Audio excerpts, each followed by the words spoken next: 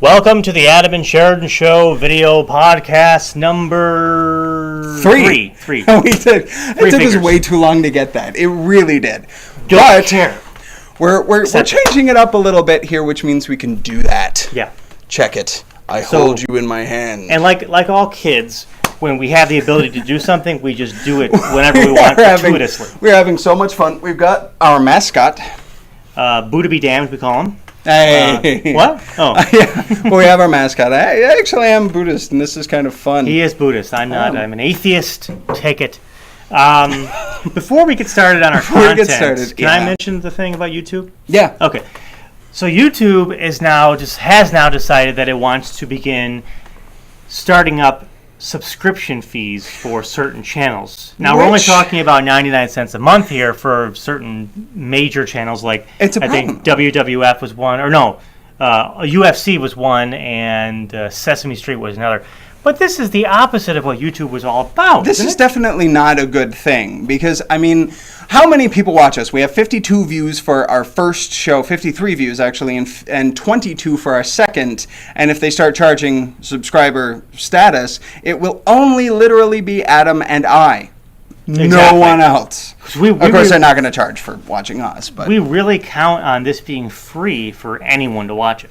So, no, but the main point is, my main concern is that YouTube is supposed to be democratic. It's supposed democratizing to be, media, right, which is supposed to be giving people, like, I have my own channel, Sheridan A. Smith, which, I post actual video projects because this is the only thing I do. I'm trying to actually become, a director of photography, and it's very easy for me to put my stuff out there and get feedback because I'm terrible right now, and I need people to tell me how not to be terrible, and that's a good thing, and a lot of great people come out of YouTube to produce better stuff. But if you start subscribing, if it starts becoming, again, a tiered system, much like cable, then you get the same people doing the same things, and it's just bad. And especially YouTube activism. So if they start charging exorbitant fees to see stuff like Democracy Now!, then it's going to be it's going to limit the number of people who are going to have access to that information. And let's not forget that YouTube was bought out by Google,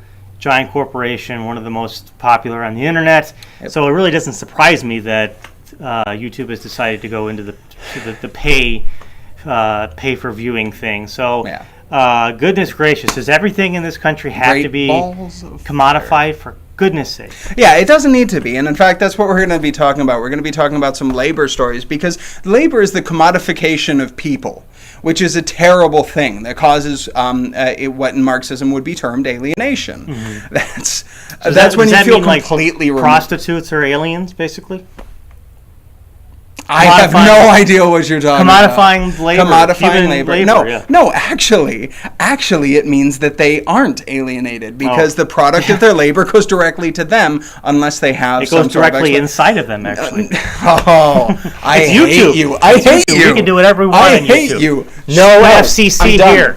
No FCC. No, but sex labor, because it's been outlawed, means that you directly get the product of your labor. That's something that's completely different in the labor market. Whereas when you have legal labor, you are being paid by someone to produce products for them. You do not get the product of your labor. Right. And in fact, the labor contract itself is we will pay you in advance, we will pay you after you give us something. So when's the last time you went to the Amish and you said, I'd like an Amish quilt for about 8 years and then I'll pay you for it then? You don't get it. A lot of people don't view the ability to work as a commodity, but in fact it is. It is especially a commodity. In the system. Right. So that's the thing. Ironically, sex labor is a less alienated form of labor because they have control over their own labor. Now, a lot of people are forced into it by terrible circumstances, and we're not advocating sex work in general, but it's a strangely non-alienated form of labor. Wow, that's really inspiring. I think I'm going to become a male prostitute. Read Melissa Gira Grant, who writes often in these Times and Jacobin, but she writes extensively on sex labor and how demonizing certain labor is a bad thing, but also how she writes on these issues. That's where I learned it. But to get into to get into some of the real topics we have right now, the GOP has apparently produced a bill that's going to say, listen, this overtime thing, this thing that was proposed in 1938. It's kind of outdated. If you work more than 40 hours, you shouldn't get time and a half. You should get the opportunity to allow your employer to give you hours later on their convenience that makes up the time that you worked earlier in the year. So you get paid the same rate. Right. So, but then you get the inconvenience of saying, all right, when do I not come in? That is really inconvenient. And not only that, but it actually takes away a law that was put into place through the sacrifices and the struggles of labor from a previous era. The deaths of people. The 8-hour movement, which I believe is a huge socialist and anarchist contingent. The 8-hour movement had been going since the 19th. Eugene V. Debs. If I can interrupt him. Emma Goldman. Different people like that. They were part of this movement. And they were part of it in a big way. Now, a lot of people died because of it, and it took 2 decades. But eventually the 40-hour work week, the 8-hour work week day was established by saying you have to pay time and a half. So if these workers are forced or choose to work over 40 hours, they must get compensated much more. This disincentivized economically in some ways. But now it can be used and can be convoluted. And this is one bad thing I will say. It could be used to say we don't need to hire anybody else. We can just work someone overtime, pay them time and a half. And we don't have to go through the expenses of health care, which wasn't established at the time for everybody, and Social Security and workers' comp and all sorts of stuff like that, which came later. Unemployment insurance, yeah.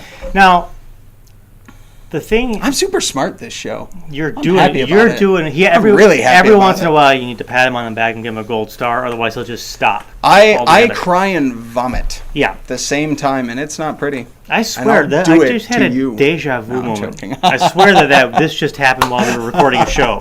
It's possible. Have you ever had deja vu, and then when you pointed out the deja vu, that in itself was also deja vu? The pointing it out portion? Are you psychic? If I am, then I got to go and make a lot of money. But no, I just, it's a weird phenomenon. I'm all about making money. No, but money makes should we turn our show into basically a how-to book on what to do when the next big recession happens and the working class starts to rise That would up? be the shortest book ever. It would be what to do when the next big crisis happens. Page 1, revolt. Page 2, continue Revolted, that. Yeah. Because the last time it happened, Page 3, congratulations. You've won. You've got the end of capitalism. The last time that happened, though, what happened was we had Occupy Wall Street, which fizzled.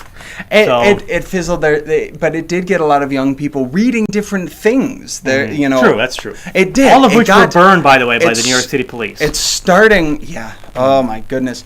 It's starting to actually get people thinking differently. So Jacobin came in the era of Wall Street, which is a Marxist polemics magazine.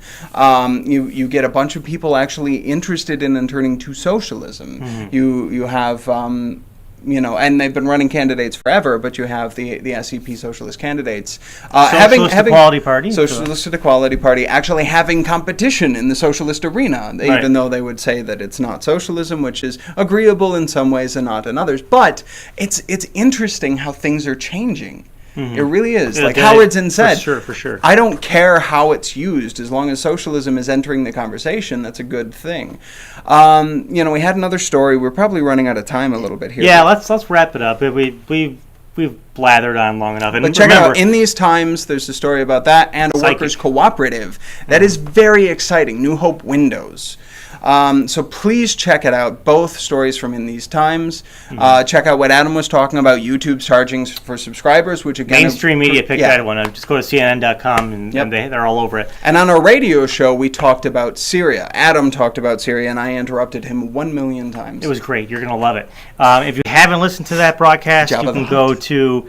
of course, you can always go to WRFALP.com and stream it. It airs Sunday mornings at 11 a.m. and Fridays at 6 p.m. But if you missed it, go to our WordPress show, wrfalp.wordpress.com. Click on the Adam and Sheridan Show link, and it is the May 10th episode. So that is going to do it for podcast number 3. My name is Adam Courtright. My name is Sheridan. Stay active.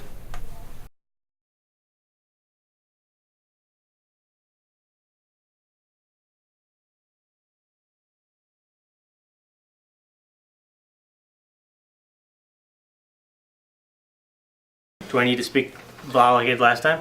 Loudly. Loud and proud.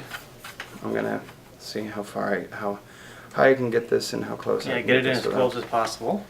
Yeah, but I don't want it to be in frame because I'd like us to be slightly more professional than that. Agreed. Format error. Shit.